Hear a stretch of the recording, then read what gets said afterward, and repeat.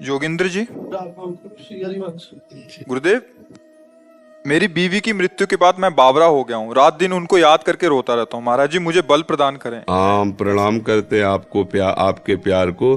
पर वही प्यार अगर प्रियाजू से हो, लालजू से हो, तो जीवन धन्य हो जाए। देखो, थे वही ही, पर आप उनको जान नहीं पाए। नहीं तो प्रायः हम प्यार शरीर से ही करते हैं, जो सामने रूप होता है। पर जो शरीर के अंदर बैठा तत्व है, जो अंतर ध्यान हो गया, तो हम स्वयं सबको मिलजुल करके लेकर उस शरीर को नष्ट कर देते हैं, जला देते हैं। और प्यार शरीर से किया था। अब भी याद तुम्हें शरीर की ही आती है, उसके अंदर जो तत्व था उससे तुमने परिचय किया नहीं। सोचो, जो अंदर प्रभु बैठे हुए थे उनकी जानकारी तुम्हारी है नहीं। तुम्हारी जानकारी ढांचे की है। ढांचा को पत्नी माना, अब वो ढांचा टिकाऊ है नहीं। ये नाशवान है, समय के लिए आया है। 20 वर्ष, 50 वर्ष, 80 वर्ष, 100 वर्ष, इसका एक नियत समय है। इसके बाद हट जाएगा। वो पैदा कहीं ढांचा अलग हुआ था, संयोग आपका कुछ वर्षों का था, आपने मान लिया। जो अंदर तत्व था उसे जाना नहीं। अब वो तत्व जब अंतर ध्यान हुआ तो उसी शरीर को जिसको प्यार करते थे फूंक दिया। अब उसी शरीर का चिंतन करके तो मुझे लगता है कि थोड़ा सुधार करो। अब वो अंदर जिसके लिए तुम तड़प रहे वो प्रभु ही था, उसे तुम जान नहीं पाए, वो भगवान ही थे। नहीं, जो बहुत प्यार करता है शरीर से, जब उसके अंदर से भगवान चले जाएं तो वो कहेगा अब वो नहीं रहे। तो तुमने प्यार किससे किया था जानते हो तुम? जो वो नहीं रहा उसको तुम जानते थे? नहीं जानते थे। तो जिसको जानते तो सामने अब करो ना प्यार। बोले नहीं, अब वो नहीं रहा, इसलिए इसको हटा दो। मतलब तुम अनजाने में भी भगवान से प्यार कर रहे थे। सबके अंदर बिजली जो है ना, वो भगवान ही है। ये जो चैतन्यता है ना, हंसना, खेलना, बोलना, प्यार, दुलार, ये भगवान है अंदर, उन्हीं का पावर है।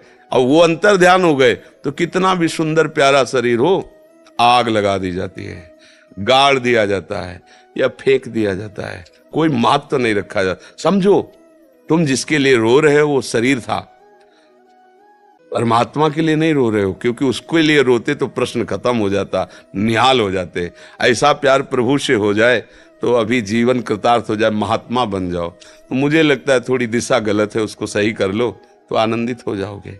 क्यों भाई? आप सोचो, तुम्हारी अगर होती तो तुम्हारे पास से क्यों जाती? तुम इतना प्यार कर रहे हो, क्यों जाती? तो इसका मतलब वो शरीर नहीं थी, वो परमात्मा था, और वो अभी भी है। अगर तुम रो करके उसको पुकारो कि मुझे परमात्मा रूप से नहीं, मेरी पत्नी रूप से, तो वो पत्नी रूप धारण करके दिखाई दे देगा।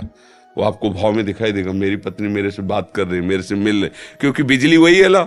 उनको रूप रखने में कितना मिनट लगता है, वो तत्काल रूप रख लेते हैं। तो फिर भी वो रूप टिकाऊ नहीं है। जो रूप भगवान का है उनसे देखो, इतने से प्यार में तुम लट्टू हो गए, और प्यार समुद्र भगवान है। जब उसका प्यार आएगा तो तुम डूब जाओगे, तुम रह ही नहीं जाओगे, अस्तित्व ही नहीं रहेगा। मुझे लगता है अगर सुधार किया जाए तो हमारा प्यार करना सार्थक हो जाए। मेरा प्रभु ही सबके अंदर है, वही प्यारा है, उसी से हम प्यार करते हैं। चाहे जितना लाडला बालक हो, वो प्रभु चले जाए तो उसकी माँ से कहो अब रखो 2-4 महीने, तो वही पैसा देगी आपको कि जाओ इसको नष्ट कर दो शरीर को। क्यों? अब वो नहीं रहा। तो अनजाने में भी प्यार सब भगवान से ही करते हैं, पर जान करके प्यार करो तो बढ़िया सार्थक हो जाए जीवन। कितना बढ़िया भाव है कि उनकी याद करके उनके विषय में रोना। यही तो हम लोग जीवन भर मांगते रहते हैं प्रभु से, कि और कुछ नहीं चाहिए, आपकी याद करके आपके लिए तड़पूं, आपके लिए रोऊं। और वो आपको है, थोड़ा दिशा बदल दो, प्रभु की तरफ कर दो, तो अभी महात्मा हो जाओगे, और नहीं तो फिर यही दुर्गति करा देगा। मृग का चिंतन करते हुए मरे तो अगला जन्म मृग बने ना। स्त्री का चिंतन करते हुए मरोगे तो स्त्री तो मिलेगी नहीं, तुम खुद स्त्री बनोगे और फिर फंसोगे किसी पुरुष शरीर में। यही तो क्रम चल रहा है। फिर पुरुष शरीर में तुम्हारी प्रीता होगी कि मेरा पति है। इसका उदाहरण है पुरंजनोपाख्यान भागवत में है। तो पुरंजन ने एक सुंदर स्त्री को देखा, राजमहल 9 दरवाजे का, पूरा बगीचा, लुभायमान हुआ, इतना आसक्त हो गया कि जब मरा तो उसका चिंतन हुआ, तो वो जाके स्त्री बना, मगध देश राजा की रानी बना। अब वो युद्ध में राजा मारा गया, अब वो अपनी चूड़ियां फोड़ के रो रहा था। तो भगवान उसको ज्ञान देने के लिए गए, बोले तू जानता नहीं मैं तेरा मित्र हूं, अविज्ञात सखा। जिसे तुम जानकारी नहीं रखते हो वो मैं तुम्हारा मित्र हूं। न तू स्त्री है न पुरुष है यार, पिछले जन्म में तू पुरंजन था, स्त्री में आसक्त हुआ, अब आकर के मगध देश की रानी बना, अब तेरा पति चला गया, उस पर आसक्त हो रहा। ये क्रम कब तक चलता रहेगा? सावधान, तू न स्त्री है न पुरुष है, मेरा हंस है, मेरा भजन। उसी समय उनको वैराग्य हुआ।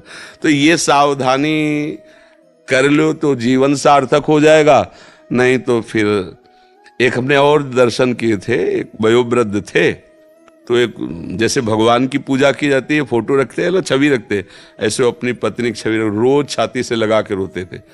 उस समय हम ब्रह्मचर्य आश्रम में थे। वो उन्होंने कहा मुझे कोई भगवान पर श्रद्धा नहीं, कोई, हमारी पत्नी छीन ली भगवान ने, और पत्नी की छवि रखते हैं ऐसे। तो हमें अच्छा लगा, इस बात का अच्छा लगा कि यार इतनी आसक्ति, अगर इतनी आसक्ति भगवान में हो जाए तो जीवन कृतार्थ हो जाए।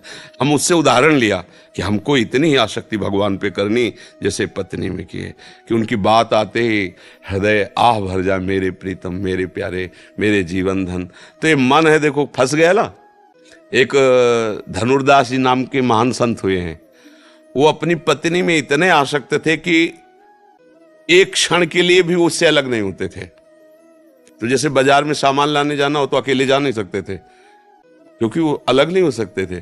पत्नी जाती थी बाजार में सामान लाने, और वो धूप न लगे इसलिए छाता लगा कैसे बैक चलते थे। वो ऐसे चल रही तो वो बैक पीछे। और आचार्य चरण के जो शिष्यजन थे वो किसी सेवा के हेतु गए थे, उन्होंने दृश्य देखा कि सब लोग मजाक उड़ा रहे थे। ऐसे व्यक्ति का मजाक होता है ना, लेकिन उसको कोई परवाह नहीं थी, अपनी पत्नी में एकटक लगाए हुए दृष्टि, छाता लगाए हुए ऐसे चल रहा। उन्होंने जाके बताया कि एक हमने ऐसे स्त्री आसक्त पुरुष को देखा ऐसे। तो वाह, ऐसा प्रेमी, मैं दर्शन करूंगा ऐसे प्रेमी के। क्योंकि सब जगह से समिट कर एक जगह आ गया ना, अब एक जगह से मोड़ने में क्या देर लगेगी। नजदीक गए तो वैसे ही सीन देखी।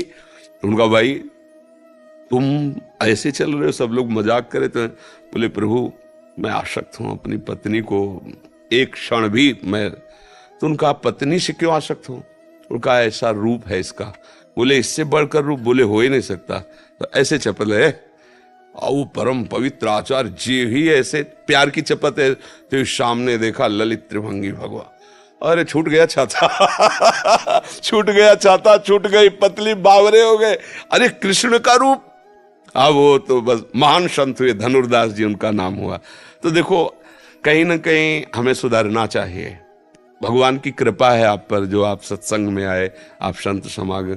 हमें लगता है कि अब थोड़ा नाम जप करके रो नहीं, राधा राधा राधा लाडली, मैं जान नहीं पाया, आप ही सब, ये मेरा भ्रम हटा दो, कृपा कर दो, अब मेरा जीवन सुधार दो। मुझे ऐसा प्यार चाहिए जो मेरे से कभी बिछुड़े ना।